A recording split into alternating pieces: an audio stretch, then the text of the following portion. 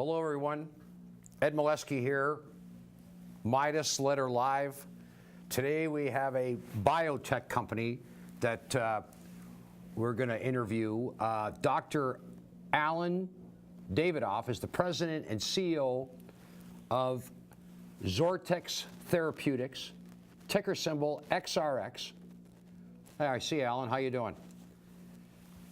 Good, thanks. How are you, Ed? Good. So XORTX is it's all about liver disease, and maybe it's you've got something that seems to be a bit of a transformational approach. Yeah, so we have been working in earnest on two programs to treat progressive kidney disease. One is a small orphan drug program for autosomal dominant polycystic kidney disease, which is a mouthful. It's a small population in the U.S. These are lucrative types of programs, very focused on a group that has rapidly progressing kidney disease that results over a period of 5 to 7 years in the loss of kidney function, so the ability of the kidney to filter. And that results in end-stage renal disease that ultimately means patients go on dialysis. So this is a... Our other program is in... Sorry, go ahead. Yeah, our other program's in diabetic nephropathy, so there's about 36 million folks in North America that have diabetes. About 40% of those will go on to develop progressive kidney disease. It results in the loss of their kidneys. So two groups that are desperately in need of therapeutics. Neither one has therapeutic options right now. Physicians typically treat patients with blood pressure lowering drugs, but they really don't treat one of the key drivers that's emerged in the studies most recently, and that is uric acid. So it's pretty clear that uric acid is acting like an accelerant on a fire that already exists. And what we have seen in the evidence that's been developed to date is that there seems to be a way to slow or even reverse the progression of progressive kidney disease. The way you do that is you lower uric acid or lower the production of uric acid. And that seems to be a real opportunity that merits development. Compared to what doctors have right now, this should ultimately, when these drugs are approved for marketing, redefine the tools that physicians have. And that should change kidney disease patients' lives. In a way that gives them better quality of life for their kidneys and Sure. ultimately keeps them off dialysis. Sure. So when you mention uric acid, if you've suffered from gout, that's the culprit in people that suffer from what they call rich man's disease, correct? Yeah, historically it was a king's disease or a monk's disease. It was largely dietary 200 years ago before the introduction of sugar in our diets. And we know that sugar, especially fructose, drives uric acid levels. If you're a little bit dehydrated, that can also be a trigger. So sugar, yeasty foods, etc. can lead you to gout attacks. And one of the ways of treating them is either to decrease the production of uric acid through xanthine oxidase inhibitors, or stop the reuptake of uric acid. So your body conserves uric acid and tries to pull it back in, and there are ways to block it. Now you've had you've mentioned the fact that you've got two clinical studies, and you've also recently received some pretty good news from the U.S. FDA regarding what you're trying to do. Like because I know in biotech companies there's phase 1, phase 2, phase 3. It's a very expensive proposition, but from talking to you earlier, I get the sense that maybe there's some light at the end of the tunnel here in terms of maybe moving this along a little quicker. Yeah, yeah, absolutely.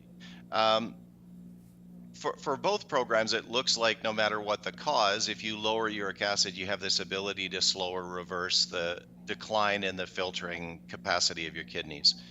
Um, with respect to our polycystic kidney disease program, which is a rare disease program, we've filed a number of regulatory documents and met with the FDA recently in September. The results from those discussions were very positive. They reflected a lot of what we already knew and had anticipated. And as we met, we looked to find the most accelerated route to develop that program for polycystic kidney disease. We came out of the meeting with an accelerated opportunity for a phase 2-3 pivotal trial and potentially the opportunity to negotiate a pre-approval or a special protocol assessment such that if we hit the clinical endpoints needed and that showed that we could help patients, that in addition would accelerate how we get to marketing approval.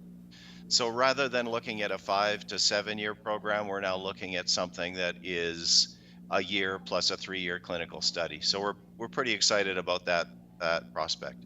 So you mentioned, and of course, that's value creation in action. Yeah, you mentioned an orphan drug.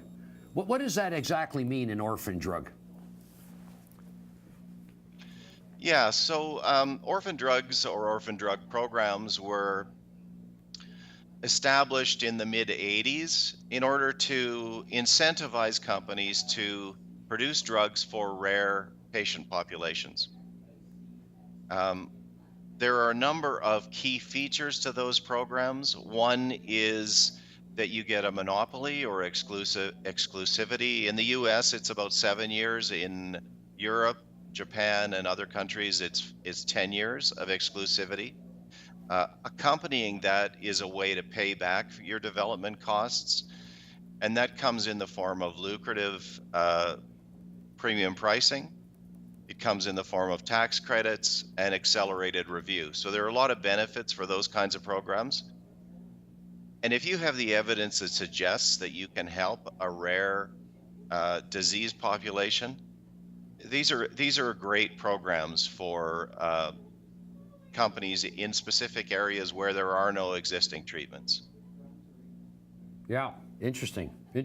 So you know, the FDA, I mean, when I think of these major, you know, government bodies, I get the sense that sometimes they're not very you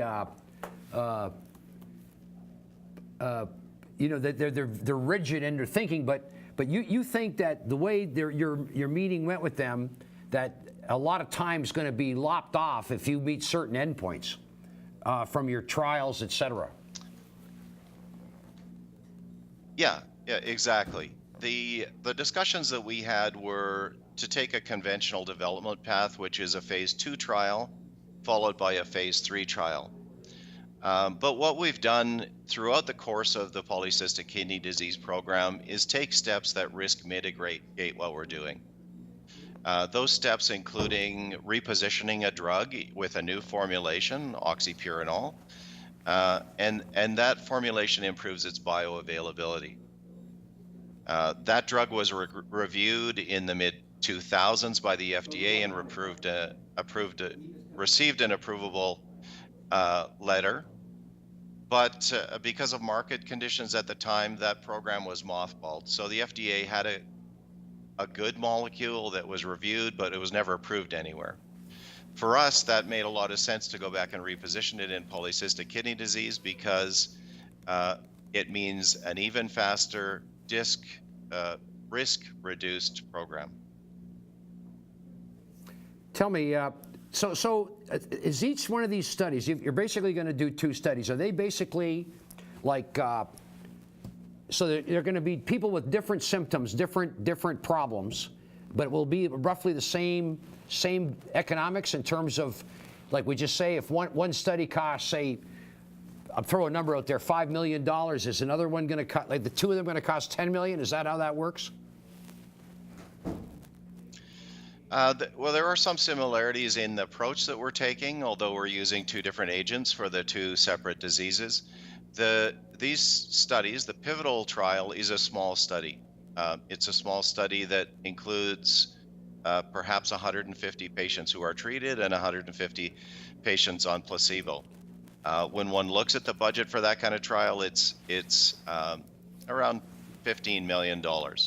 And you need to study patients for about 2 years. For the diabetic nephropathy clinical trial, the first phase 2 that we would develop would be about the same scale. But then as you move into phase 3 trials, which would be the next step for that very large 10 million or so patient population, we would need 2 phase 3 trials, and those are typically 3 to 5 times larger. Now, as you go down this path, obviously, if you start to get meet some endpoints, you're going to attract the attention of bigger, well-financed companies that may want to, partner up, or I'm sure there's some. Maybe this is early to talk about that, but that's sort of the plan. If you had somebody that you could JV with or joint venture with, that would make things a lot simpler. Yeah, so given the progress that we've made over the last year or so, there has been a lot of outreach. We've had 9 companies reach out to us who are specialty pharmas, so very interested in the orphan polycystic kidney disease program. They're looking for programs that are near or at that phase 3 level, and we should be there within a year. Interestingly, with the FDA news that we got back last month, there's been a lot of inbound reach from both other pharma companies, but potential partners. And with respect to the with respect to the type 2 diabetic nephropathy program, we're in the midst of a couple of discussions with large pharmas who are well known in the space who are quite interested. Now, part of what drives that is we have a granted U.S. patent that includes claims to the use of all uric acid lowering agents, so no matter what agent, that entire class, for the treatment of diabetic nephropathy, so type 1 or type 2. Any group that would be interested in developing one of their molecules in this space really needs to license through us in order to get those marketing rights. And so that is a bit of a driver of the conversations for co-development deals that we're undertaking and assessing right now. Okay, Alan, listen, we're going to leave it there, and we're going to come back to you in the not too distant future and see how you're progressing. Really appreciate your time. Alan Davidoff, CEO of XORTX. Thank you very much.